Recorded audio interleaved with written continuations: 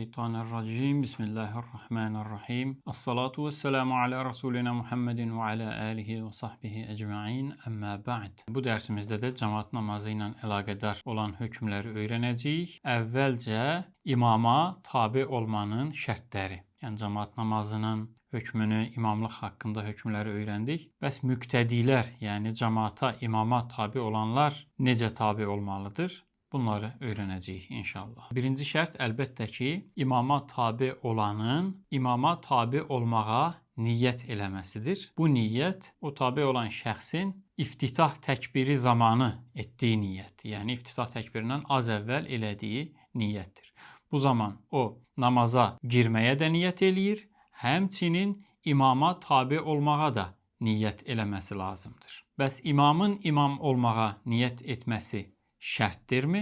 Əlbəttə ki, imamın imam olmağa niyyət eləməsi şərt deyil. Bu, şərt olmaması kişilər haqqındaydı. Əlbəttə, məsələn, cemaat namazı qılınanda imam olmağa niyyət eləyir. Bəs bir nəfər fərdi olaraq tək başına namaz qılmağa başlasa və imamlığa niyyət eləməmiş olsa, sonradan gələn şəxs ona qoşula bilərmi? Bu, şərt olmadığı üçün sonradan gələn şəxs bu şəxsə qoşula bilər. Təbii ki, bunun başqa şərtlər də var, onları qeyd eləyəcəyik. İkinci bir şərtimiz imama tabe olan şəxsin imamdan önə keçməməsi, yəni imamdan qabağa keçməməsidir. İmama tabe olan şəxs onunla eyni sırada, eyni hizada və yaxud da ki, ondan arxada olmalıdır. Bunun da təfərrüatı var, qeyd eləyəcəyik. Burada imamdan əvvələ keçməmə deyərkən, cemaatın, yəni imama tabe olan şəxsin topuğunun və yaxud da ki, dabanının imamdan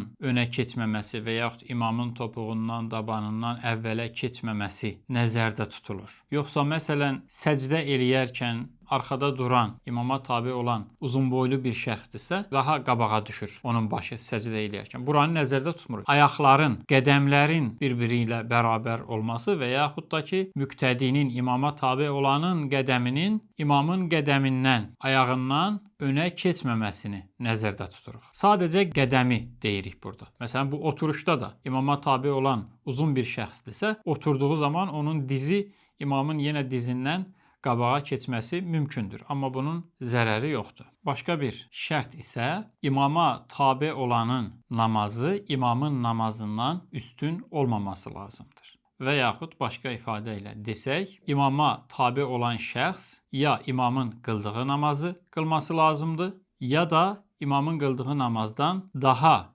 zəif bir namaz qılması lazımdır. Məsələn, imam da fərz namazı qılır, ona tabe olan da eyni fərz namazı qılır. İmam fərz namazı qılır, imama tabe olan nafilə namaz qılır. Bu da keçərlidir. Ancaq imam nafilə namaz qılırsa və ya bir şəxs nafilə namaz qılırsa, fərz qılmaq istəyən şəxs ona tabe olub fərzini nafilə qılan şəxsin arxasında qıla bilməz. Hənəfi məzhəbinə görə. Çünki nafilə namaz hökm cəhətincə fərz namazdan zəifdir və zəifin üzərinə güclünü qoymaq olmaz. Güclü bir namazı ona bina eləmək, ona əsaslandırmaq olmaz. Beləcə anlaşılır ki, nafilə qılan şəxs fərz namazı qılan şəxsə tabe ola bilər, onun namazı keçərlidir. Nafilə qılan şəxs yenə nafilə qılana tabe ola bilər, ancaq fərz qılan şəxs, fərz namazı qılmaq istəyən şəxs nafilə namaz qılan şəxsə tabe olub namaz qıla bilməz. Biz baliğ şəxsin uşağa tabe olmasının keçərli olmadığını qeyd eləmişdik. Ancaq namaz qıldıran uşaqdırsa, tabe olan şəxs də uşaqdırsa, bunların namazı keçərlidir. Çünki ikisi də eyni səviyyədədir. Həmçinin əvvəlki dərslərdə biz üzürlü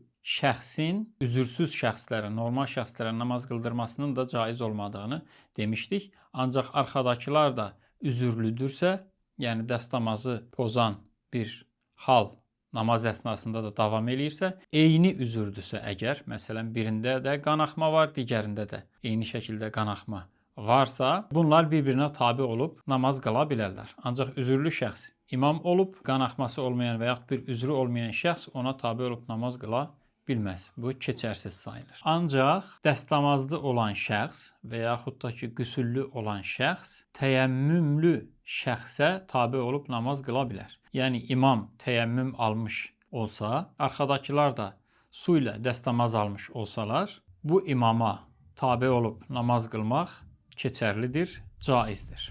Həmçinin xüflərə məs çəkmiş şəxsin də ayaqlarını dəstəmazda yumuş şəxslərə imam olması caizdir. Həmçinin hər hansı bir yaradan dolayı sarğı bağlayan şəxsin də, yəni sarğı bağlayıb bunun üzərinə məs çəkən şəxsin də imam olması caizdir. Belə olmayan şəxslərin buna tabe olub namaz qılması keçərlidir. Biz yuxarıda nafilə və fərz məsələsini qeyd eləmişdik tabe olmada, namazların bir-birindən fərqli olmasını. Bir məsələ də var bununla əlaqədar. İmam və müqtədinin namazları eyni namaz olmalıdır fərz baxımından. Yəni imam bu günün zöhr namazını qılırsa, ona tabe olan şəxs də bu günün zöhr namazını qılması lazımdır. Və yaxud da ki, niyyət eləyərkən bu günün zöhr namazına niyyət eləməsi lazımdır. Məsələn, dünəndən üzərinə zöhr namazı qəza qalan şəxs bu günün zöhr namazını qılan imama niyyət eləyə bilməz, imama tabe ola bilməz. Və yaxud da ki, bu günün əsr namazını qılmaq istəyən şəxs bu günün zöhr namazını qılan imama tabe ola bilməz. Yəni fərz namazlardırsa, fərz namazlarda da hər ikisinin niyyəti eyni vaxtın fərzi olması lazımdır. Başqa bir şərtimiz isə imama tabe olanın eyni məkanda namaz qılmasıdır. Bu nədir? Məsələn, imamla buna tabe olan şəxs arasında bir yol keçməməsi və yaxud da ki, bir kanal keçməməsi və yaxud da ki, bu çöldədirsə, açıq bir ərazidədirsə, iki səhfin yerləşəcəyi qədər, məsələn, buna da təxmini biz 3 metr deyə bilərik, məsafə olmaması lazımdır. Yuxarıdakı məsələdə yol və yaxud da ki, kanal deyərkən bir qayığın keçə biləcəyi dərəcədə bir kanal və yaxud da ki, bir maşının keçə biləcəyi enlilikdəki bir yol nəzərdə tutulur. Balaca cığırlar nəzərdə tutulmur. Bu baxımdan bir ev və yaxud evin bir otağı və yaxud da ki, məscidin içi bir məkan qəbul olunur. Ancaq buna rəğmən bir otaqda belə olsa, məscidin içində belə olsa, imama tabe olan arasındakı məsafə uzaq olmamalıdır. Arada bir səhfin yerləşəcəyi qədər bir məkan varsa, oranı gəlib doldurmaq lazımdır. Daha uzaqda durmaq məkruhdur. Həmçinin imama tabe olanların arasında imamın hərəkətlərini görməyə mane olacaq və yaxud da ki, imamın səsini eşitməyə mane olacaq dərəcədə maniyələr, divarlar və s. bunun kimi şeylər olmaması lazımdır. Çünki imama tabe olan şəxs onunla birlikdə bu namazı qılır. Yəni bu halda imama tabe olması mümkün olmayacaq. Əvvəlki dərslərdə də qeyd eləmişdik, burada yenə qeyd eləyək. İmamın namazının səhih olması lazımdır. Yəni imam məsələn dəstəmazsız şəkildə namaz qıldırıbsa, öz namazı keçərli olmadığı üçün, səhih olmadığı üçün arxasındakıların da namazı keçərsizdir. İmama məsələn bu dəstəmazsız olduğu namaz əsnasında və yaxud namazı qıldıqdan dərhal sonra bu məlum olsa dəstəmazsız olduğu, namazdadırsa namazı kəsib gedib yenidən dəstəmaz alıb namazı yenidən qılmaları lazımdır. Həmçinin namazdan dərhal sonra xatırlayıbsa dəstəmazsız olduğunu, yenə bunu cəmaata xatırlatmalı, deməli və gedib dəstəmaz alıb gəlib yenidən namazı qıldırması lazımdır. Ancaq dəstəmazsız namaz qıldırdığını cəmaat dağılışdıqdan, ayrıldıqdan sonra xatırlayıbsa nə eləməsi lazımdır? Bu halda bu cəmaat məlum bir cəmaatdırsa, hamısının imamın tanıdığı bir cəmaatdırsa, onlara bunu bildirməsi lazımdır ki, onlar da namazlarını yenidən qılsınlar. Ancaq imamın tanımadığı bir cəmaatdırsa, bunu onlara bildirməyə ehtiyac yoxdur. Həmçinin bu mümkün də deyil və yaxud çox çətindir. Burada tanımaq deyərkən, yəni müəyyən bir cəmaat və yaxud da ki, imamın xəbər verməsinin mümkün ola bildiyi cəmaat. Bunlardan söhbət gedir. Burada bu məsələ ilə əlaqədar bir şey də qeyd eləyək. Bildiyimiz kimi İslamda fiqhi məktəblər vardır. Bunlar arasında bəzən ixtilaf olur. Bu ixtilaflar da bəzən birinə görə səhih olan namazın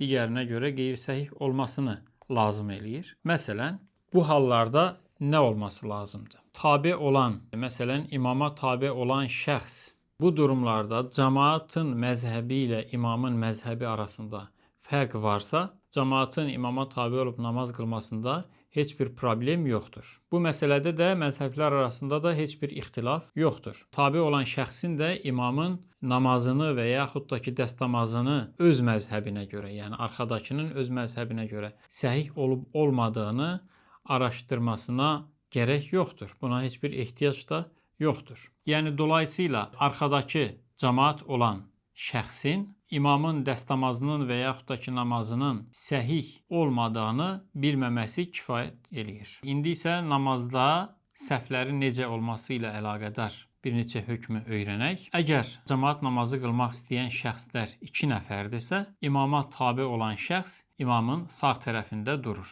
Və yaxud da ki, imamın sağ tərəfində qədəmləri imamın qədəmlərindən arxada olacaq şəkildə. Yəni, dolayısıyla 15-20 sm imamdan arxada durur. Yəni, sağ tərəfdə duranın barmaqları onun dabanı və yaxud topuğu səviyyəsindədirsə, bu yetərlidir və daha arxaya getməyə ehtiyac yoxdur. Onunla eyni səviyyədə də dura bilər və yaxud bu qədər ondan arxada durması kifayət eləyir. Daha arxaya getməyə ehtiyac yoxdur. Əgər namaz qılmaq istəyən şəxslər 3 və daha artıqdırsa, əlbəttə imam qabaqda, ona tabe olanlar isə arxada durur. Əgər namaz qılınan yerdə və yaxud da ki, məsciddə həm kişilər, həm qadınlar, həm də uşaqlar varsa, əvvəlcə səhvləri kişilər doldurur, ondan sonraki səhvdə və yaxud səhvlərdə uşaqlar durur, ondan sonraki səhvlərdə isə qadınlar durur. Ancaq namaz qılanlarla bərabər 1-2 uşaq varsa, yəni səhv olmayacaq dərəcədə uşaqlar varsa, onlar kişilərin yanında dura bilərlər. Səhvlərlə əlaqədar yenə bir neçə şeyi qeyd eləyək. Səhvlərin sıx olması, yəni səhvdə duran şəxslərin bir-birinə bitişik durması, aralarında məsafə olmaması, aralarında boşluq olmaması namazdakı səhvin sünnətlərindəndir. Dolayısıyla arada boşluq buraxaraq səhv tutmaq məkruhdur.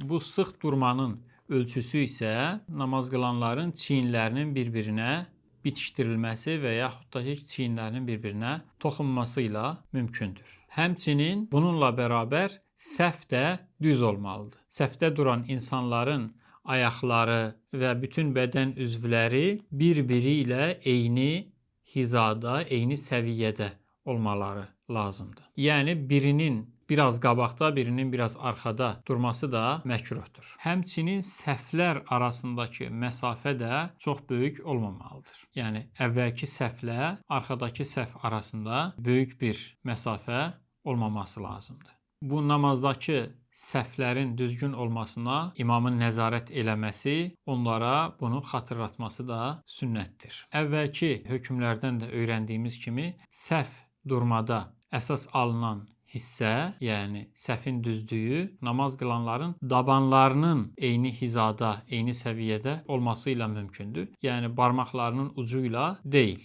Bir şəxsin tək bir səhvdə durması da məkruhdur. Yəni belə bir hal baş verməməsi üçün tək adam olduğu halda əvvəlki səhvdən özünün yanında durması üçün bir nəfər çəkməsi lazımdır ki, ən azından bu səhvdə də 2 nəfər olsun. Beləcə bu dərsimizdə imama tabe olmanın şərtlərini, həmçinin imamın və cəmaatın səhvlərdə necə durmalı olduqlarının hökmlərini öyrəndik. Vəlhamdülillahi Rabbil aləmin.